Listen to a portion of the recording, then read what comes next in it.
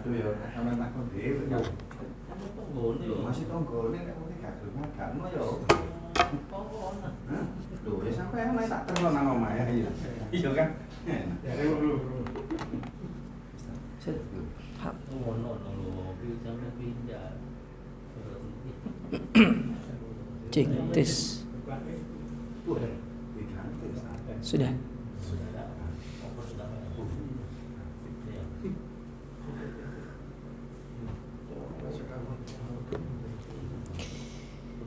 Assalamualaikum warahmatullahi wabarakatuh.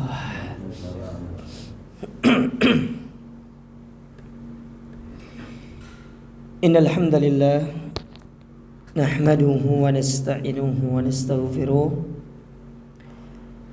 wa na'udzu billahi min shururi anfusina wa min sayyiati a'malina.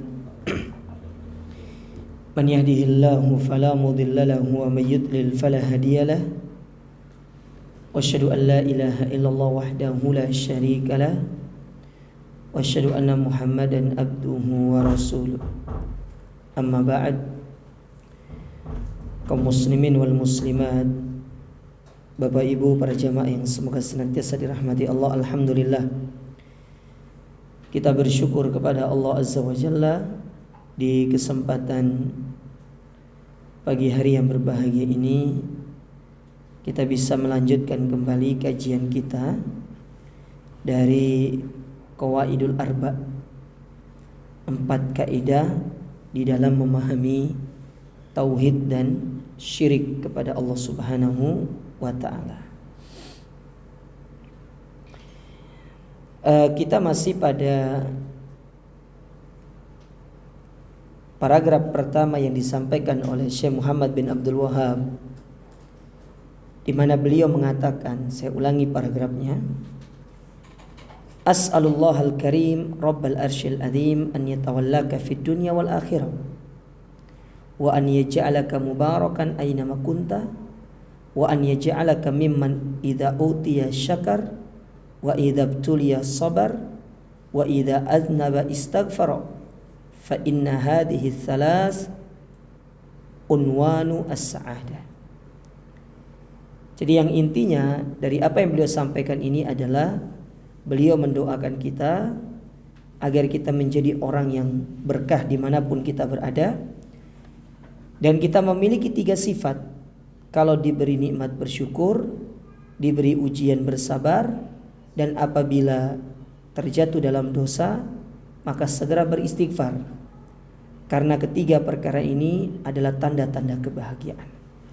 Nah, kita sudah menyebutkan poin yang berkaitan dengan wa an yaj'alaka mubarakan aynama kunta, dan semoga engkau menjadi orang yang berkah dimanapun engkau berada.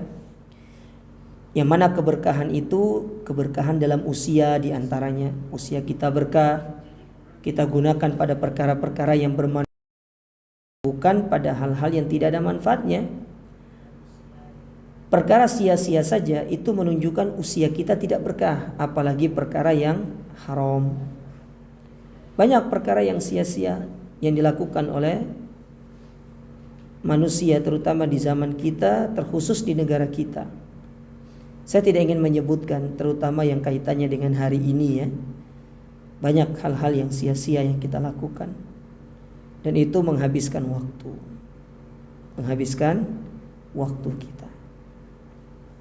Demikian pula keberkahan dalam masalah rizki. Ini penting. Kenapa demikian? Karena kalau rizki itu berkah, itu akan berdampak pada baiknya ibadah kita.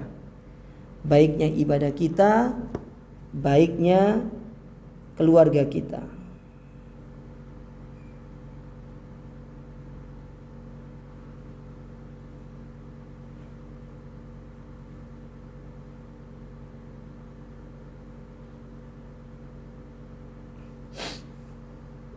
Ya.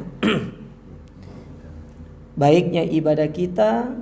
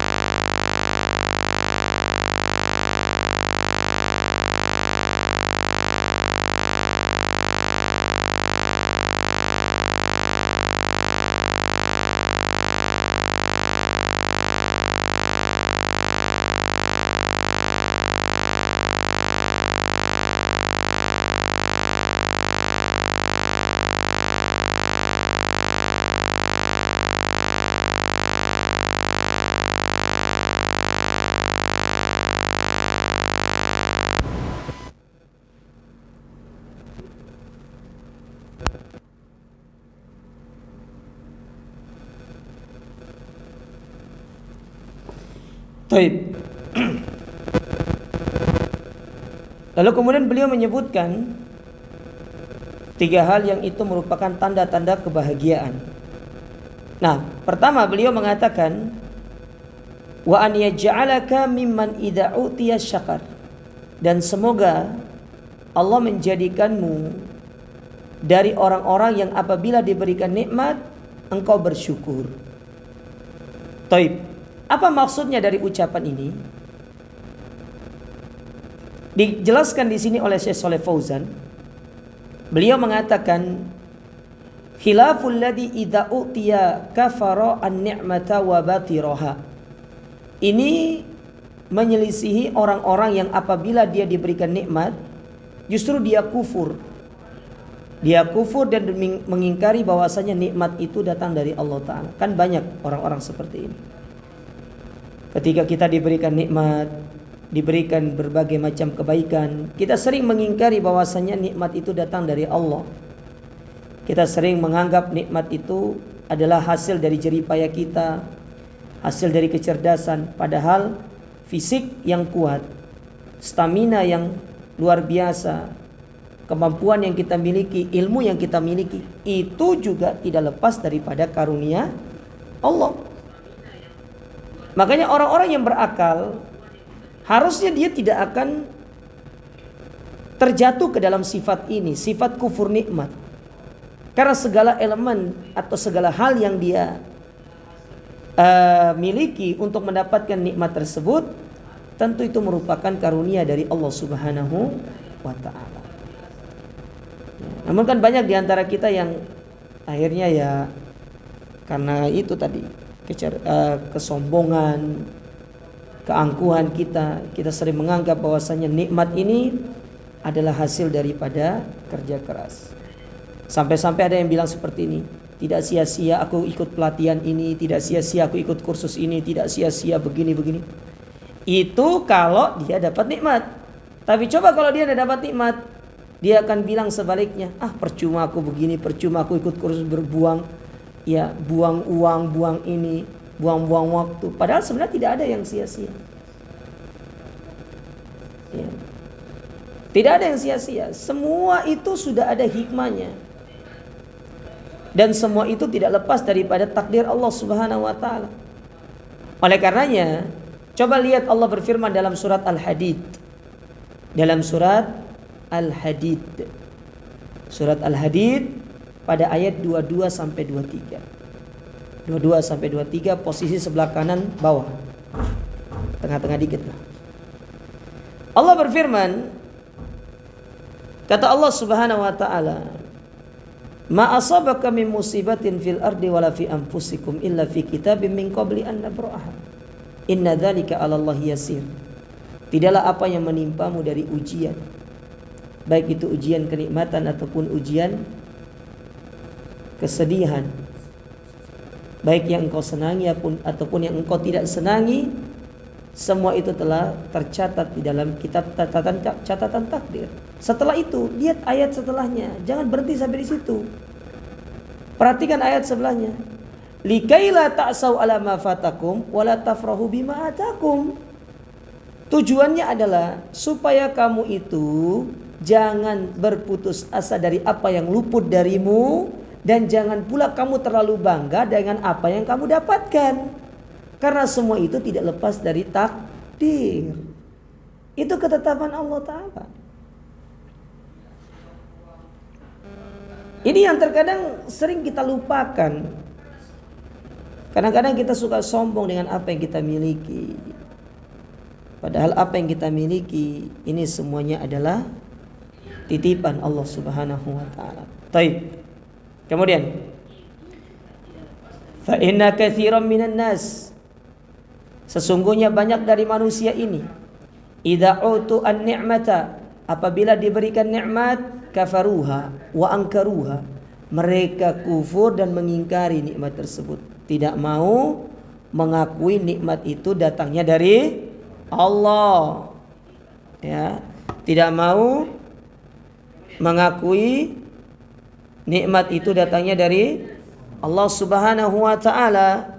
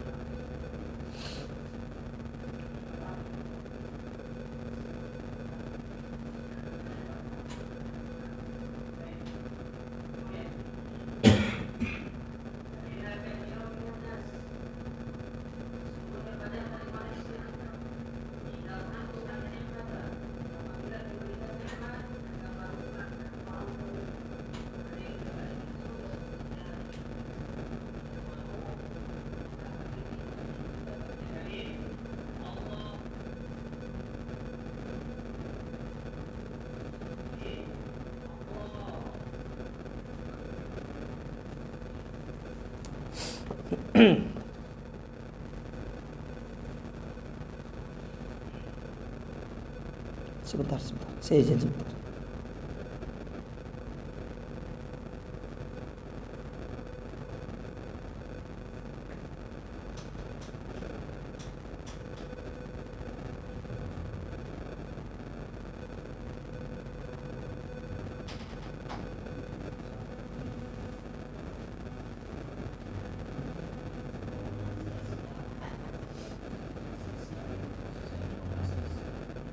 Baik.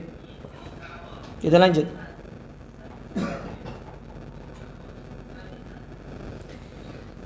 Ya. Jadi banyak yang mereka ketika dapat nikmat mereka sering mengingkari hal tersebut. Ya. Sering mengingkari hal tersebut. Bahkan yang lebih parahnya wasarafuha fi ghairi ta'atillahi azza wa jalla. Mereka itu menggunakan nikmat tersebut pada kemaksiatan, bukan dalam rangka untuk taat.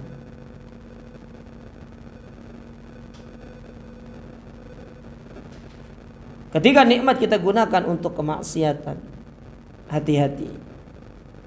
Ini akan menjadi pertanggungjawaban yang besar di hadapan Allah. Oleh karenanya ada sebuah nasihat yang pernah disampaikan oleh seorang ulama yang bernama Salamah bin Dinar.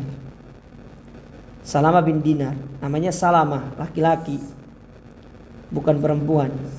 Orang Indonesia yang suka memberikan nama perempuan dengan Salamah, padahal Salamah itu nama laki-laki. Jadi nama laki-laki itu diantaranya Salamah dan Maisaroh. Itu nama laki-laki. Ada di sini namanya Ibu Maisaroh? Kalau ada ganti namanya Bu. Itu nama laki-laki. Ya. Nah, dikatakan oleh Salamah bin Dinar, beliau pernah menyebutkan kullu ni'matin, setiap nikmat, segala macam kenikmatan. Berarti kalau namanya semua nikmat itu tidak ada terkecuali. Semua kenikmatan. Tidak ada kemudian itu maknanya ada kecuali sebagian Ustaz. Enggak, semua. Jangan dipelintirkan kalimat-kalimat orang. Beliau mengatakan kullu nikmatin, semua nikmat.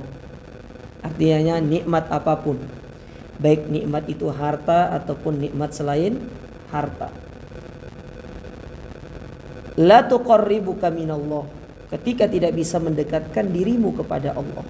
Artinya tidak bisa kamu gunakan nikmat tadi untuk mendekatkan diri kepada Allah. Fahiya baliyah. Maka nikmat itu akan menjadi sebab kebinasaan. Kita dikasih nikmat harta, dikasih nikmat kendaraan, dikasih nikmat sehat. Ternyata semua itu kita gunakan untuk maksiat. Harta kita gunakan untuk membeli hal-hal yang tidak baik. Apalagi orang-orang sekarang digunakan untuk flexing lah, untuk apa bahasanya itu, untuk pamer-pameran, untuk pergi ngedugem lah kalau anak-anak muda, pergi ke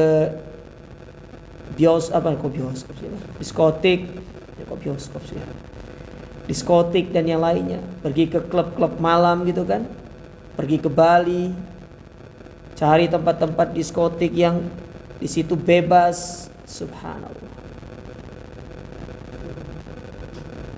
Bahkan digunakan untuk sombong nikmat. Digunakan untuk kesombongan. Punya kendaraan, punya mobil, ugal-ugalan di jalan menyebabkan orang akhirnya kecelakaan. Ini kan hal-hal yang tidak baik digunakan pada tempat-tempat yang keliru, maka itu akan menjadi sia-sia. Kalau sudah demikian, apa kata Syekh Shalih Fauzan? Fasarat sababan li syaqawatihim, maka itu akan menjadi sebab dia akan sengsara. Dia akan sengsara dengan nikmat itu. Makanya jangan kemudian kita merasa iri dengan orang-orang yang mungkin secara harta duniawi banyak, rumah mewah. Tapi kalau dia tidak pernah sholat, tidak pernah kemudian menginjakan kakinya ke masjid, dia tidak pernah ibadah, tidak mengeluarkan zakat, dia jauh dari Allah Ta'ala, itu bukan nikmat, tapi itu adalah nikmah, kesengsaraan, istidrat yang Allah berikan. Dan ini tidak kurang lebih sama seperti apa yang Allah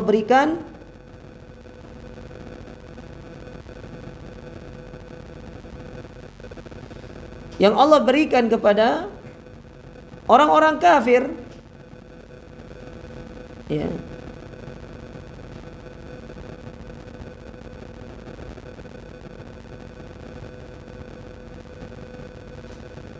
Kata Allah Subhanahu wa taala di dalam surat Al-Infitar ketika Allah mengatakan fa'ammal insanu ma gharraka bi rabbikal karim. Wahai manusia, apa yang menyebabkan engkau itu lalai dari Rabb-Mu yang maha mulia? Allah katakan, apa yang menyebabkan dirimu lalai dari Rabb-Mu yang maha mulia? Kata para ulama tafsir, ayat itu maknanya dua. Makna yang pertama, apa yang menyebabkan orang mukmin itu lalai dari Rabb-Nya? Kata Fudail bin Iyad, karena orang mukmin itu dia sadar Allah senantiasa menutup aibnya, sehingga tatkala dia bermaksiat Allah tutup aibnya, dia merasa aman. Bukan malah meninggalkan maksiat tersebut, tapi dia terus menjadi-jadi melakukan maksiat tersebut karena dia merasa aman. Yang penting aku maksiat, tidak aku ceritakan, Allah tutup aibku. Tidak seperti itu. Itu yang menyebabkan dia lalai dari Rabb-Nya, sehingga sangat sulit untuk keluar dari lisannya kalimat-kalimat maaf, ya, kalimat-kalimat ampunan, minta ampun. Adapun orang kafir, kenapa mereka bisa lalai dari Allah Ta'ala? Mereka lalai karena Allah Ta'ala menjadikan mereka tergelimang atau bergelimang dan tenggelam dalam harta duniawi. Allah kasih kekayaan kepada mereka. Allah kasih kekayaan sampai pada akhirnya ketika mereka terus bergelimang dalam nikmat-nikmat duniawi, mereka lupa kepada Allah. Tibalah saatnya kemudian mereka akan dihempaskan, dihinakan oleh Allah Subhanahu wa Ta'ala. Subhanallah. Ya. Kan begitu. Nah, maksud saya jangan sampai kita yang diberikan nikmat ini lalu kemudian Allah Ta'ala menjadikan kita dalam kondisi seperti itu. Justru kita semakin ditambah nikmat, padahal kita tidak pernah sholat, tidak pernah ibadah. Jangankan ngaji, tidak usah ngaji lah, pergi ke masjid untuk sholat saja tidak pernah. Apalagi ada sebagian orang yang terkena penyakit, ya, kalaupun ngaji, ikut ngaji hanya pada sebagian kajian, tidak kajian-kajian yang rutin, hanya kajian-kajian yang sifatnya tabligh akbar. Kalau kata Ustadz Mufli kemarin itu istilahnya jakarade katanya. Jakarade, jarang kajian, rajin debat. Ya. Jadi jakarade.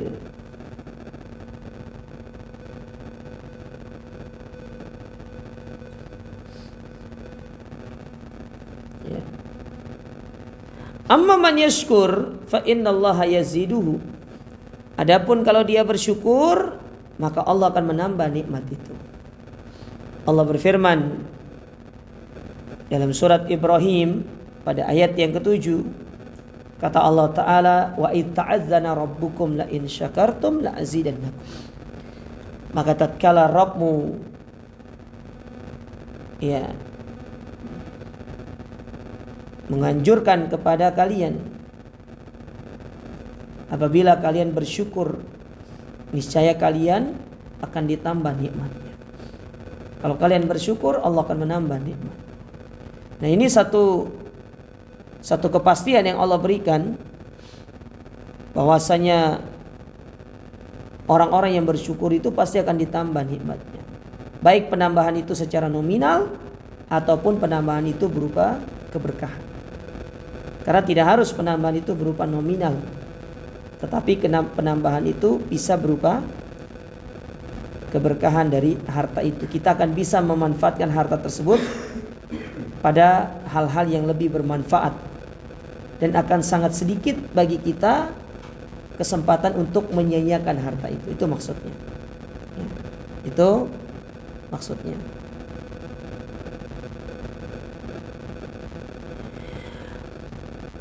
Wallahu jalla wa ala yuzidu syakirin min fadlihi wa ihsan. Maka dalam ayat ini Allah akan menambah kepada orang-orang yang bersyukur keberkahan, keutamaan dari harta. Fa idza aratal mazid, maka apabila engkau menginginkan tambahan minan ni'am, dari nikmat-nikmat tersebut, fashkurullah azza wajalla, maka bersyukurlah.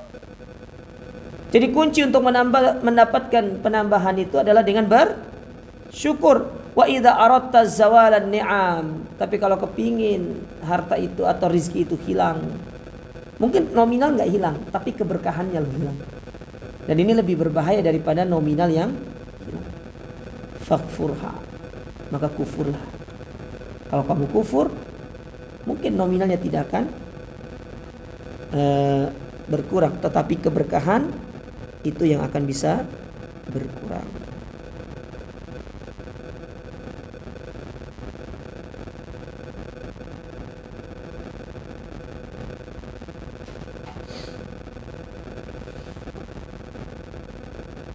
Taib.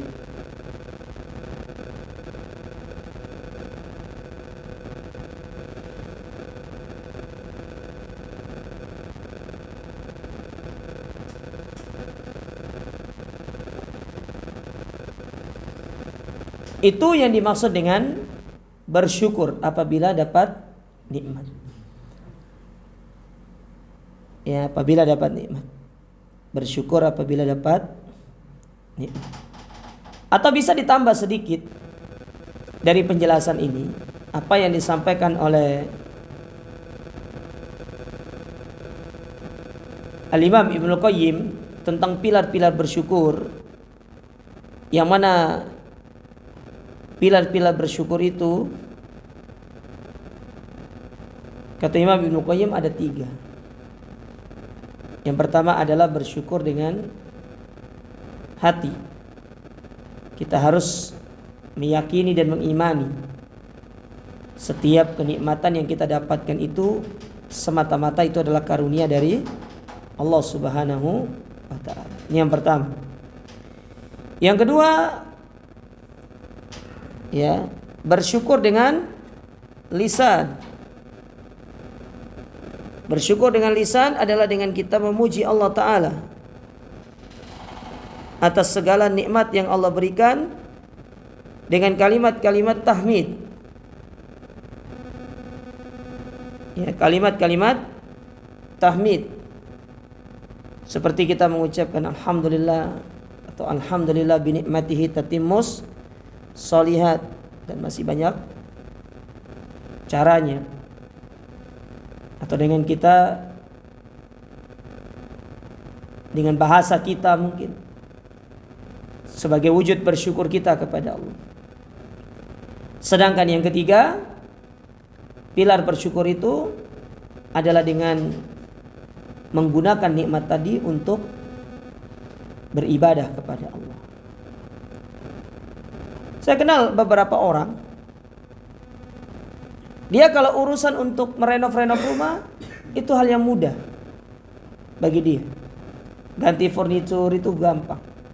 Beli kursi 50 juta, sofa 50 juta. Ya, terus ganti-ganti cat rumah, pokoknya ganti-ganti furnitur. Tapi kalau untuk pergi umrah berat. Bahkan menurut saya, ini menurut saya pribadi, menurut pandangan saya berdasarkan pandangan syariatnya, sekelas orang ini yang saya kenal ini, kalau hanya berkorban satu sapi, itu sebenarnya malu di hadapan Allah Ta'ala.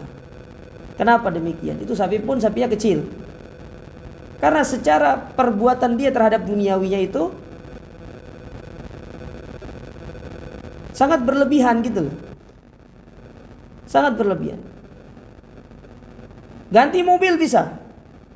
Beli mobil harga 700 juta mampu, tapi pergi umroh, padahal umroh berapa sih? 36. Taruhlah mungkin dia mau pergi umroh bintang 5 atau mau bintang 7 mungkin. Ya, mumet berarti. Karena ada bintang 7 tuh kan. Pujar bintang. Taruhlah dia mau pergi umroh berdua sama istrinya. Paket privat misalnya. Bintang 5. Itu berapa sih? Tidak akan habis banyak. Paling berdua 100 juta. Bandingkan dengan apa yang dia keluarkan untuk urusan duniawi. Dia beli sofa, padahal sofanya masih bagus, terus dia beli. Buat apa semua itu kalau bukan untuk prestis semata? Hanya untuk kebanggaan duniawi. Apa artinya kita memperindah tempat tinggal kita di dunia, sementara tempat tinggal kita di akhirat kita tidak hiasi? Apa manfaatnya? Tidak ada manfaatnya. Ya. Tidak ada manfaatnya sama sekali. Subhanallah. Ya. Ini sangat disayangkan orang-orang seperti ini. Allah berikan kelapangan harta tapi tidak digunakan untuk beribadah kepada Allah. Oleh karenanya Allah Subhanahu wa taala mendatangkan kisah Qarun kepada kita dalam Al-Qur'an sebagai pelajaran dari perbuatan kufur nikmat, agar kita kemudian waspada dengan sifat seperti ini. Allah kisahkan dalam surat Al-Qasas pada ayat 81, apa kata Allah? Fa khasafna bihi wa bidarihi al-arda. Ya, maka kami tenggelamkan dia dan rumahnya ke dalam bumi. Fama kana lahu min fi'atin yansuruna min dunillah, maka tidak ada yang mampu untuk menolongnya kecuali Allah. Wa ma kana minal muntasirin, dan tidak ada satupun orang yang akan mampu menolong. Allah lenyapkan dia, Allah tenggelamkan dia beserta hartanya. Ya. Nah, sehingga dari sini para jamaah sekalian ya, pelajaran bagi kita, bahagia itu dengan bersyukur. Sebaliknya orang yang tidak bersyukur, dia sengsara dunia dan akhirat. Syukuri dengan apa yang kita miliki. Jangan kita iri sama orang. Tidak perlu kita iri dengan apa yang dimiliki oleh orang lain. Rizki orang itu beda-beda.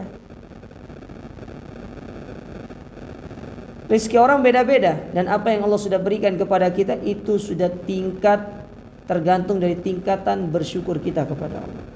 Bisa jadi kalau kita diberikan yang lebih, kita tidak syukur, kita sombong. Tapi kita diberikan itu karena memang demikianlah tingkat bersyukur. Tapi kalau kita menambah rasa syukur kita, terus belajar untuk bersyukur dengan hal yang lebih besar lagi, maka bukan tidak mungkin Allah akan memberikan kenikmatan yang lebih dari yang kita miliki saat ini. Itu yang pertama. Sekarang yang kedua, tanda kebahagiaan yang kedua, ya. Wa idza tuliya sabara, apabila diuji dia bersabar. Apabila diuji dia bersabar.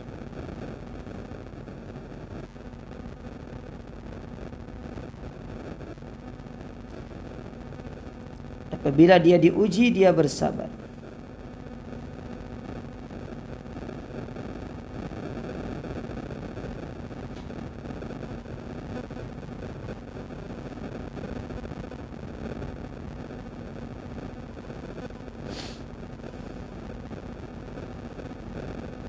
Apa maksudnya ucapan ini? Dikatakan di sini, ia bertalil ibad atau yubtalal ibad, seorang hamba itu diuji. Ia bertalihim bil masaib, Allah menguji mereka dengan musibah. Wa yabtalihim bil makarih. Demikian pula Allah menguji mereka dengan hal-hal yang mereka benci, hal-hal yang mereka tidak senangi. Apa di antara perkara yang tidak disenangi? Ibadah atau meninggalkan kesenangan-kesenangan duniawi. Mana contoh kesenangan duniawi? Kenapa sih kok nggak boleh minum khamr? Kenapa kok nggak boleh minum alkohol? Padahal minum alkohol tuh enak. Kenapa nggak boleh merokok? Padahal habis makan nyebat 1 batang enak katanya. Ini kata orang. Saya alhamdulillah tidak pernah merokok loh jemaah. Jadi saya tidak tahu rasanya habis makan nyebat 1 batang itu, tidak tahu saya. Gimana rasanya merokok habis makan? Katanya sih enak. Apalagi sambil ada yang gini-gini model gaya. Saya tidak pernah merokok. Saya tidak pernah merokok. Alhamdulillah itu diantara nikmat yang saya syukuri.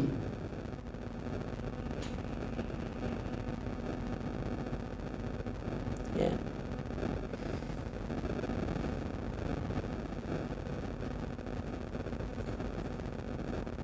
Jadi banyak hal-hal kesenangan-kesenangan duniawi yang dilarang untuk kita lakukan.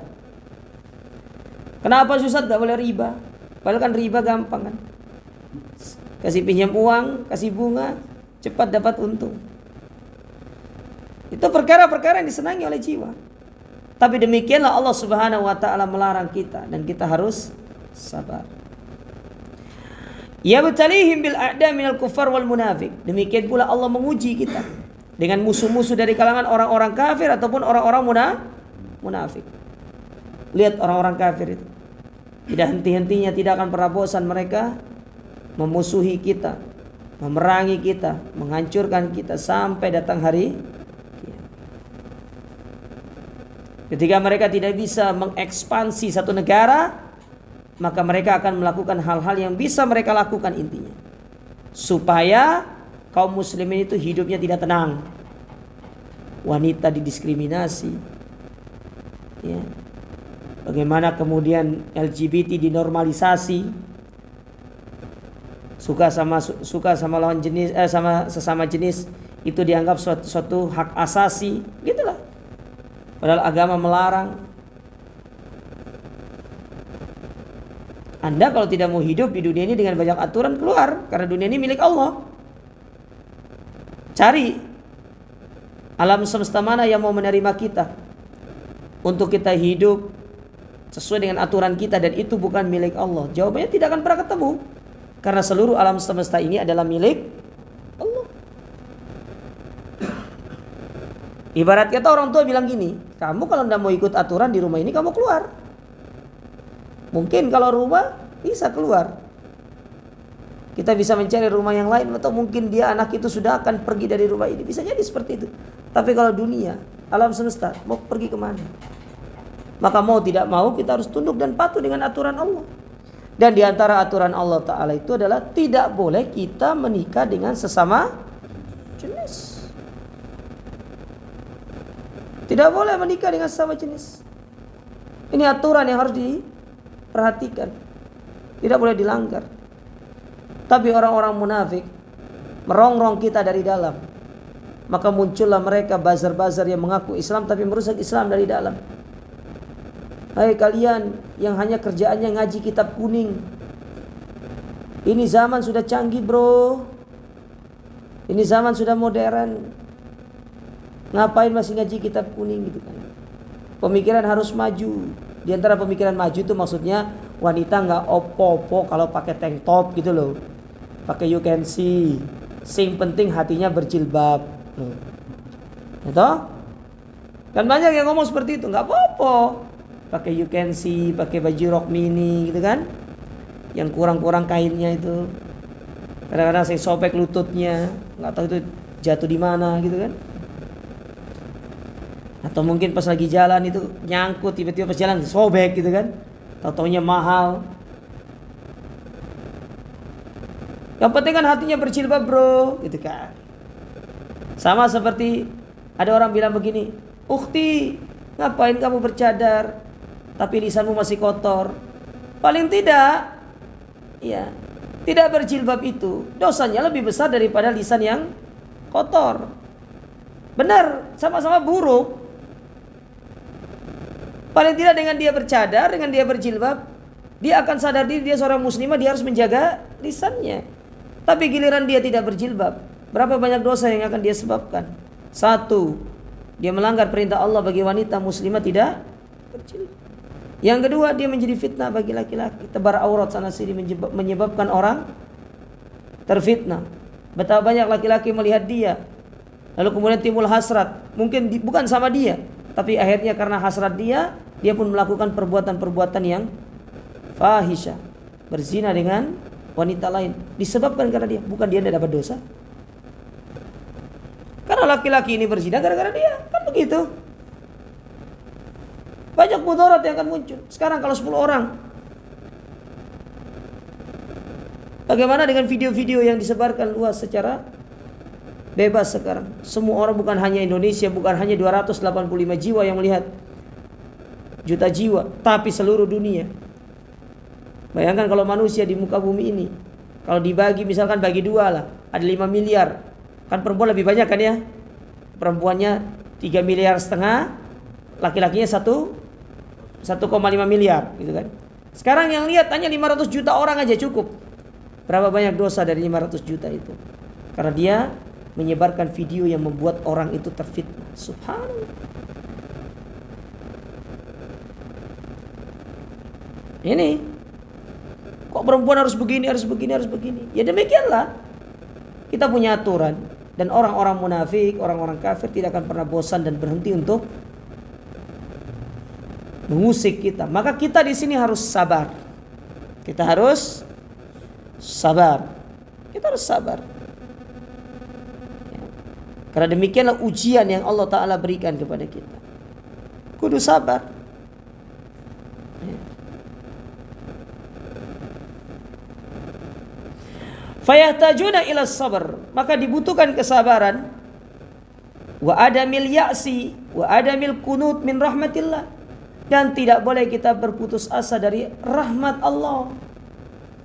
Rahmat ini bisa berupa pertolongan, bisa berupa keistiqomahan, bisa berupa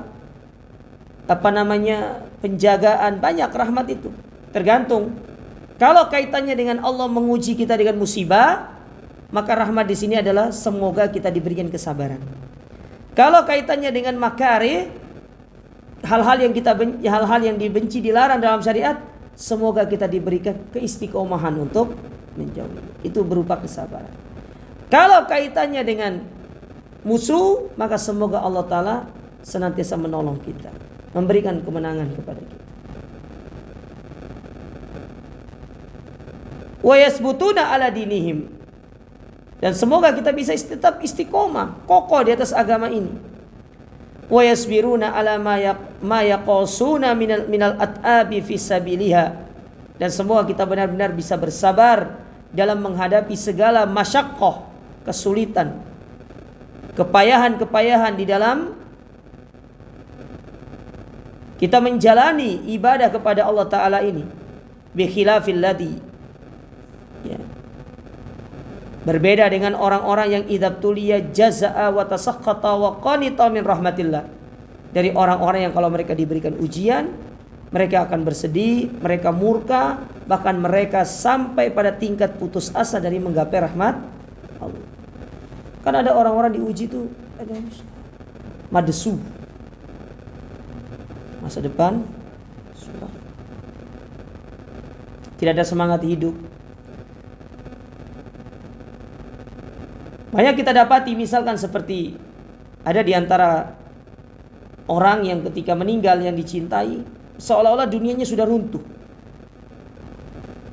Sudah runtuh. Kayak kemarin ada satu artis meninggalkan 2 anak kembar. Suaminya seolah-olah hidup ini akan berakhir. Tidak. Yang hidup melanjutkan kehidupannya, yang meninggal berarti sudah selesai. Tinggal kita hadapi semua itu dengan bersabar. Adapun anak, uruslah. Allah yang akan membantu kita untuk mengurus. Kenapa kita kemudian bersedih? Kalau kita merasa berat untuk ternyata tidak bisa menghidupkan sendiri anak-anak kita, maka Anda laki-laki, menikahlah untuk mencari istri yang membantu, yang siap untuk menerima anak Anda dan membantu Anda untuk mengurus anak-anak Anda. Kan begitu. Bukan kemudian bersedih berlarut-larut sampai kemudian berlebihan dalam ekspresi, seolah-olah hidup ini akan selesai, habis. Tidak. Ketika itu muncul dalam diri kita, berarti kita tidak yakin Allah Ta'ala yang akan membantu kita, menolong kita dalam kehidupan ini. Sementara Allah Subhanahu wa Ta'ala tidak akan pernah sedikit pun menelantarkan kita sebagai seorang hamba, apalagi kita hamba yang bertakwa.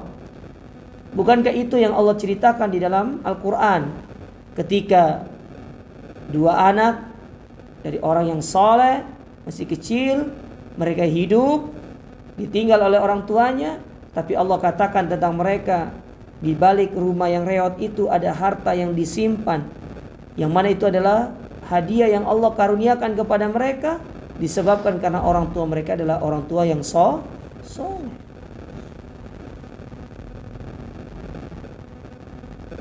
Ini berlebihan, tidak mau makan, sampai kemudian drop. Subhanallah. Ustadz, antum kan belum merasakan seperti itu. Saya berdoa, semoga di saat itu tatkala saya merasakan, Allah menguatkan saya, agar Allah Ta'ala menjaga saya untuk saya tidak berlaku atau bersifat seperti itu. Semua kita pasti akan merasakan kehilangan. Tidak ada di antara kita yang tidak merasakan kehilangan. Kita pasti akan merasakan kehilangan. Tapi sebaik-baik kita menghadapi kehilangan itu adalah kita bersabar. Oleh karenanya kata para ulama, tingkatan manusia dalam menghadapi ujian, dalam menghadapi satu ujian ataupun musibah itu ada 4. Tingkatan yang pertama, tingkatan yang terlarang. Itu kita dilarang menghadapi musibah dengan tingkatan ini, yaitu murka. Kita marah-marah. Kenapa Allah berikan ini? Kenapa Allah berikan ini? Tidak. Tingkatan murka. Tingkatan kedua, tingkatan wajib, yaitu bersabar. Kita wajib menghadapi ujian itu dengan sabar. Tingkatan ketiga, tingkatan yang mustahab,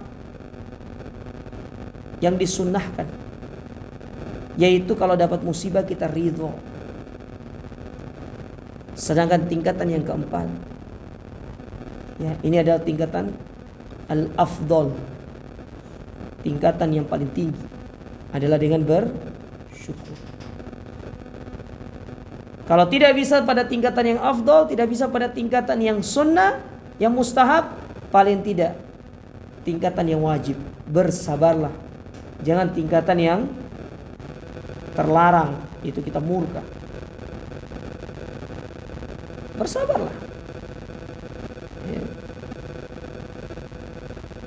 Karena dengan kita murka, dengan kita marah-marah, itu tidak akan menyelesaikan masalah. Justru kata Syekh, fahada yuzadu ibtila'u ila ibtila'in wa masaibin ila min masaiba ila masaiba. Justru kemurkaan, ketidaksenangan kita dengan kondisi itu akan menjadikan kita menuju ke musibah yang lebih besar daripada itu. Bahkan itu akan menimbulkan masalah yang lebih besar, musibah yang lebih besar. Tapi kalau kita bersabar, justru itu yang akan meringankan ujian kita. Itu yang akan meringankan musibah yang kita rasakan. Makanya kan kata para ulama, pilar-pilar kesabaran itu ada 3. Pilar kesabaran itu ada 3. Ya. Yang pertama, menahan hati untuk tidak suudzon kepada Allah. Dari musibah yang menimpa kita, jangan suudzon. Kadang-kadang kita suka suudzon, Allah kayaknya tidak sayang sama kita, keliru. Kalau tanda sayangnya Allah Ta'ala dengan tidak menimpakan musibah, maka para nabi tidak akan ditimpakan musibah. Paham ibu-ibu? Nabi Ayub, berapa lama dia sakit? Berapa lama dia sakit? Nabi Yunus, berapa lama di dalam perut ikan? Ya kan? Lihat Nabi Ibrahim dilemparkan ke dalam api yang gede. Kalau barometer kita atau cara kita mengukur Allah itu sayang sama kita dengan tidak ditimpakan musibah, tentu para nabi itu adalah manusia pertama tidak ditimpakan musibah. Tapi nyatanya, apalagi nabi kita, musibahnya banyak. Jadi asam garam ujian kehidupan itu, nabi itu sudah banyak dirasakan oleh dia. Ya, banyak dirasakan oleh dia. Subhanallah.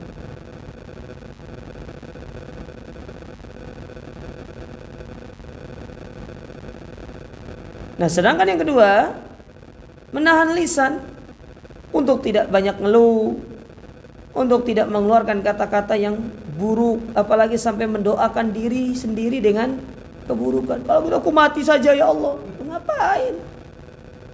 Apa dengan mati kemudian selesai masalah? Tidak. Sekali lagi yang hidup melanjutkan kehidupannya. Bukan malah kemudian kata-kata yang keluar itu semakin tidak terkontrol. Justru di saat kita tertimpa musibah, kalimat-kalimat yang keluar itu harus baik-baik. Kenapa? Karena di saat itu malaikat itu banyak. Dan di saat itu malaikat akan mengaminkan apa yang keluar dari lisan kita. Itulah yang kemudian dilakukan oleh Ummu Salamah. Ummu Salamah ketika meninggal suaminya Abu Salamah, beliau mengatakan, Allahumma jurni fi musibah. Ya Allah, berikanlah balasan dari musibah yang menimpa. Wa akhlif li khairan minha. Dan gantilah dengan yang lebih baik. Maka kemudian Allah Ta'ala mengaminkan, malaikat mengaminkan, ya, mengaminkan apa yang didoakan oleh Ummu Salamah. Maka Allah mengganti apa yang Allah ambil dari Ummu Salamah dengan ganti yang lebih baik. Allah ambil suaminya, Allah gantikan Ummu Salamah dengan Rasulullah sallallahu alaihi wasallam. Ini buah dari kesabaran. Lisan dijaga. Sedangkan pilar yang ketiga, menahan diri untuk tidak melakukan perbuatan-perbuatan yang konyol. Mana contohnya? Lempar-lempar barang, mecah-mecahin barang. Setuku larang-larang dipecahin. Gitu? Apa manfaatnya? Atau juga setelah itu nanti akan menyesal beli lagi. Allah karim. HP dibuang-buang padahal baru beli, HP-nya 25 juta. Ya, subhanallah. Nah, itu pilar-pilar kesabaran. Jadi menahan hati, menahan lisan, dan menahan perbuatan untuk tidak melakukan hal-hal yang sia-sia, konyol. Nabi bersabda dalam hadis riwayat Tirmidzi dari sahabat Anas bin Malik radhiyallahu taala anhu, nomor 4031. Nomor berapa, Bu? 4031.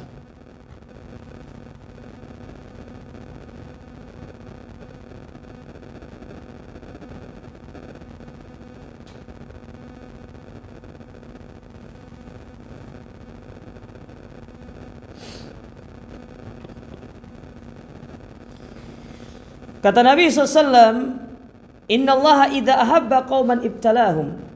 Sesungguhnya Allah Ta'ala apabila mencintai satu kaum, Allah akan menguji kaum itu. Apa tujuan diuji kaum itu? Faman radiya falahu ridha. Ketika dia diuji dan dia ridha, dia akan mendapatkan keridhaan Allah. Wa man sakhita fa'alaihi sukh. Tapi ketika dia diuji dan dia murka, dia marah, maka dia akan mendapatkan kemarahan, akan mendapatkan kemurkaan Allah. Dia murka, Allah akan lebih murka kepada dia. Ya, hati-hati. Dia murka, Allah akan lebih murka. Maka jangan kita jangan murka-murkaan. Tidak cocok kita murka kepada Allah Subhanahu wa taala. Ya. Kenapa kita murka? Tentunya setiap apa yang Allah takdirkan itu semuanya baik. Makanya kan di dalam ayat tadi, dalam surat Al-Hadid tadi, Allah mengatakan likai la ta'sau ala ma fatakum wa la tafrahu bima atakum. Supaya kalian itu jangan berputus asa dari apa yang luput dari kalian, dan kalian jangan merasa bangga dengan apa yang kalian dapatkan. Karena semua itu adalah takdir dari, paham ibu-ibu? Dalam hadis yang lain, dalam hadis Tirmidzi, masih dalam hadis Tirmidzi, ya. Hadis Tirmidzi, kemudian Ibnu Majah dan yang lainnya, Nabi bersabda, wa a'dhamun nasi bala al-anbiya. Dan orang yang paling berat ujiannya adalah para nabi. Mereka adalah orang yang paling berat ujian. Summal amsal fal amsal. Kemudian yang semisal. Apa maksudnya yang semisal? Yaitu yang keimanannya itu semakin baik, ujiannya akan semakin berat.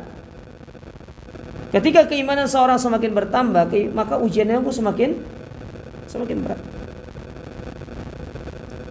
Laksana pohon, semakin tinggi semakin keras angin yang menerpa. Kayak layang-layang itu loh. Layang-layang itu Pak, kan antum sering main layang-layang dulu waktu kecil kan. Kalau semakin tinggi layangannya kan semakin keras tarikan benangnya itu kan. Kan begitu. Kita kalau layangannya masih di bawah-bawah itu kan biasa, tapi kalau sudah tinggi semakin keras. Ujiannya semakin berat. Dan yakinilah, ketika kita sudah sampai pada tingkatan ujian itu, berarti Allah sudah mempersiapkan kesabaran itu.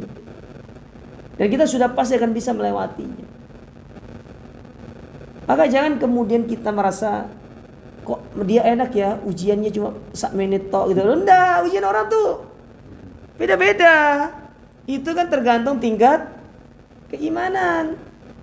Bisa jadi ujian kita berat, dia enggak karena iman kita lebih tinggi daripada dia. Atau bisa jadi, kenapa ujian dia mungkin tidak seberapa? Sebelumnya dia itu sudah melaksanakan ujian yang lebih berat. Ya.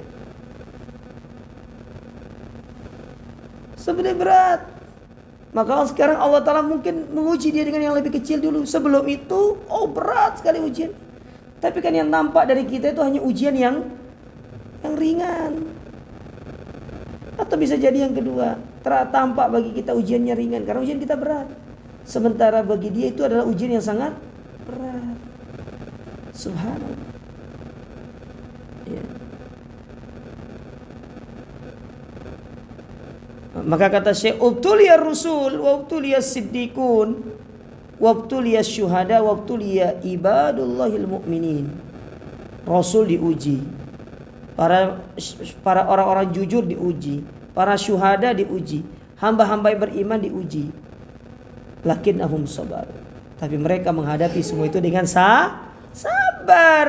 Amal munafik, adapun orang-orang munafik, faqad qala Allahu fihi, maka Allah sudah berkata tentang mereka. Apa kata Allah tentang orang munafik?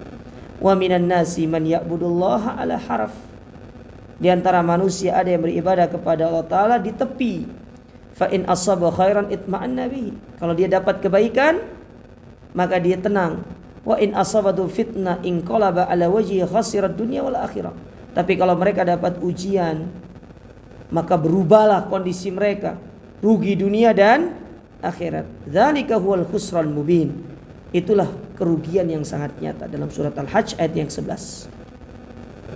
Ya.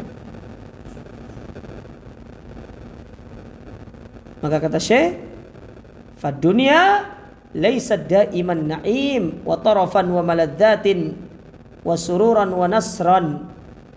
Laisat daiman hakada. Maka ketahuilah dunia itu tidak selamanya nikmat, tidak selamanya kesenangan, tidak selamanya kemudian kelezatan, tidak selamanya bahagia. Akan ada kalanya kita merasakan sebaliknya. Nah, perhatikan jamaah. Ada sebuah syair yang disebutkan oleh seorang penyair ya. Ini syairnya bagus. Jangan catat ya. Yang bisa hafal saya kasih hadiah.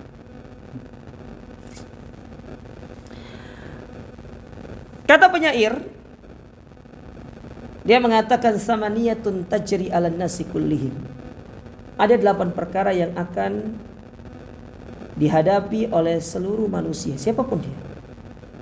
Mau mukmin mau kafir, dia akan merasakan 8 hal ini. Wala budda lil insani yalqas samaniyah. Dan pasti dia akan bertemu dengan ke-8 hal ini. 8 hal ini tuh kebalikannya. Jadi 4 berserta kebalikannya. Sururun wa husnun, bahagia dan sedih. Ada kalanya dia bahagia, ada kalanya dia sedih. Wajtima'un wa furqatun, berkumpul dan berpisah. Hari ini kita berkumpul dengan keluarga, besok kita akan berpisah. Hari ini kita berkumpul dengan teman, setelah itu kita akan berpisah. Ya. Wa usrun wa yusrun, kesulitan dan kemudahan. Akan ada kesulitan, akan ada kemudahan. Summa saqamun wa afiyah, ada kalanya sakit, ada kalanya sehat. 8 hal yang akan datang silih berganti. Hari ini kita sulit, besok pasti mudah. Hari ini kita bahagia, besok kita akan sedih. Hari ini kita bertemu, besok kita akan berpisah. Hari ini kita sakit, besok kita akan sehat. 8 hal. Nah, dunia itu seperti itu. Demikianlah Allah membolak-balikkan dalam kehidupan manusia. Makanya Allah berfirman dalam surat Ali Imran pada ayat yang ke-140, apa kata Allah? Wa tilkal ayyamu nudawiluha bainan nas. Dan itulah hari-hari yang kami bolak-balikkan, kami putar dalam kehidupan manusia. Ya itu tadi, sulit, kemudahan. Ada sakit, ada di antara antum yang tidak pernah sakit? Minimal sakit hati atau sakit gigi gitu. Saya pasti sakit. Saya mungkin tidak pernah sakit yang parah-parah aja, tapi sakit tetap pernah. Sakit gigi di antaranya. Sakit gigi itu dawa enak ternyata aja. Setelah dicabut baru enak. Saya daripada kalau suruh dipilih sakit hati atau sakit gigi, lebih baik sakit hati. Sakit hati masih bisa mangan aja. Sakit gigi nggak bisa mangan ya. Dikasih daging nggak mau, sakit gigi. Apalagi kalau sudah nyangkut di tempat yang sakit. Innalillah. Nah, Allah bolak-balikkan kehidupan manusia seperti itu. Maka kata Syekh, falyuwattin al-abdu nafsahu, maka hendaklah seorang hamba dia membiasakan jiwanya untuk menghadapi semua itu.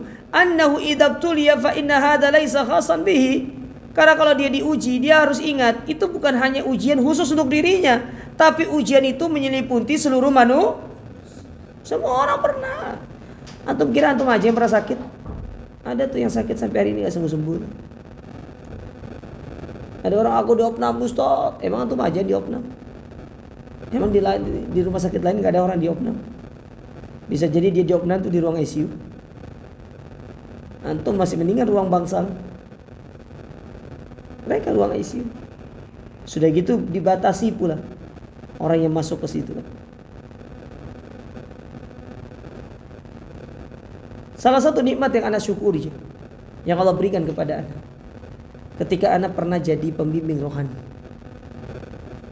untuk orang sakit di rumah sakit punyanya BUMN di Perak situ. Anak pernah sekitar berapa bulan itu ya, 6 bulanan. Tidak tahu sekarang masih ada atau enggak. Tapi dari info terakhir yang ada, justru pembimbing rohaninya itu yang ada sekarang orang-orang Nasrani. Tapi yang lakukan, yang kirim katanya Depak. Maksudnya kenapa Depak nggak kirim Islam juga? Kenapa kirimnya Kristen? Selama 6 bulan itu Ana diberikan nikmat untuk bertemu dengan orang-orang sakit, berbagai macam model sakit. Ana masuk dari kelas 3, kelas 2, kelas 1, VIP, VVIP, sampai ruang ICU. Kecuali satu Anda pernah masuk, ruang jenazah. Gimana mau kasih rohani ke ruang jenazah aja? Mati orangnya. Ruang jenazah nggak pernah masuk. IGD masuk, IGD segala macam itu. Semua sampai pada ruang ICU. Ada keluarga yang minta masuk ruang ICU. Saya masuk ruang ICU, saya pakai apa namanya itu, peralatan APD lah bahasanya itu kan, pakai itu segala macam. Pakai sepatu khusus, sandal khusus itu kan. Kita ngobrol. Ada yang ketika saya datang berlinang air mata, tapi dia tidak bisa nangis. Gimana selang di sini, terus apa namanya nih, alat ya oksigen itu. Ya, terus di sini ada pengukur detak jantung segala macam. Saya lihat itu. Saya bersyukur. Saya bersyukur dengan sakit yang selama ini yang saya rasakan, mungkin sakit kepala. Yang kadang-kadang sakit kepala, kadang-kadang kita ini suka. Tapi kalau dibandingkan dengan mereka yang sampai hari ini berbaring, makan pun sangat sulit. Jangankan mau makan, sekedar buang air aja mereka tidak bisa. Nah, kita kalau membiasakan diri seperti itu akan terasa mudah ujian itu. Karena bukan hanya kita dapat ujian, semua dapat ujian. Alhamdulillah. Mungkin mobil kita hanya nyerempet. Gimana bandingkan dengan orang-orang yang sampai kebalik mobilnya, sampai ditabrak mati kemudian orang, subhanallah.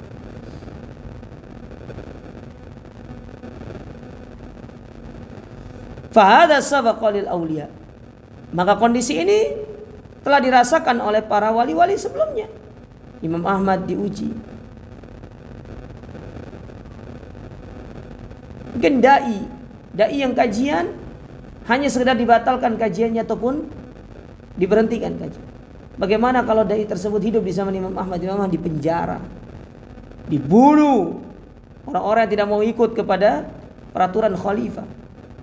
Kita hanya sebatas kajiannya dibubar.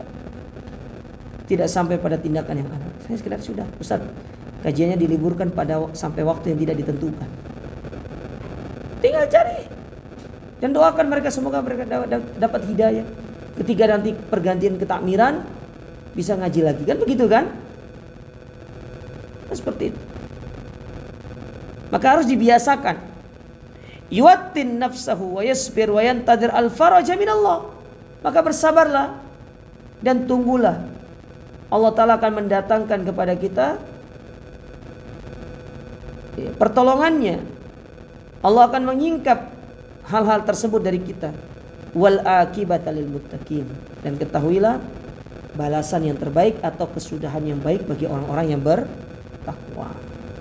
Nah, jadi intinya di poin yang kedua ini, di antara tanda kebahagiaan seorang mukmin itu adalah ketika dia mendapatkan ujian, sikap yang terbaik untuk dia lakukan adalah dengan bersabar. Karena tidak ada cara yang terbaik untuk menghadapi ujian itu kecuali dengan bersabar. Tapi para jamaah sekarang kita berarti di poin yang kedua ya, berarti kita belum membaca poin yang ketiganya. Dimana poin ketiganya itu agak panjang. Nanti kita baca di pertemuan berikutnya saja. Yaitu tentang apabila dia berdosa dia beristighfar. Ini adalah tanda-tanda seorang itu berada dalam kebahagiaan. Baik. Sampai di sini mungkin ada yang ingin bertanya kepada para jemaah. Kami persilakan.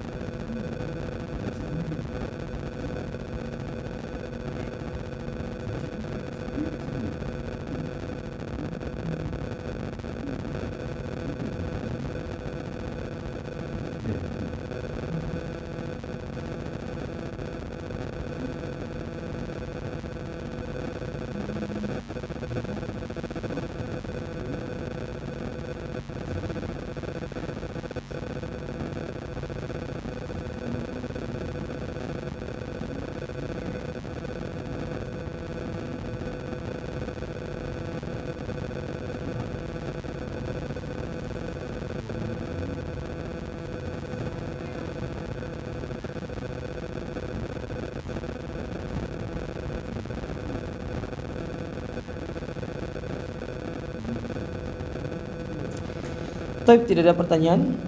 Kita cukupkan sampai di sini. Semoga Allah Subhanahu wa taala senantiasa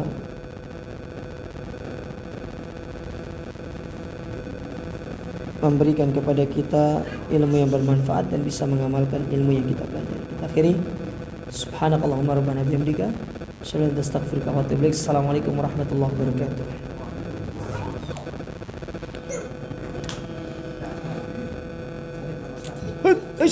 Salam dulu dong.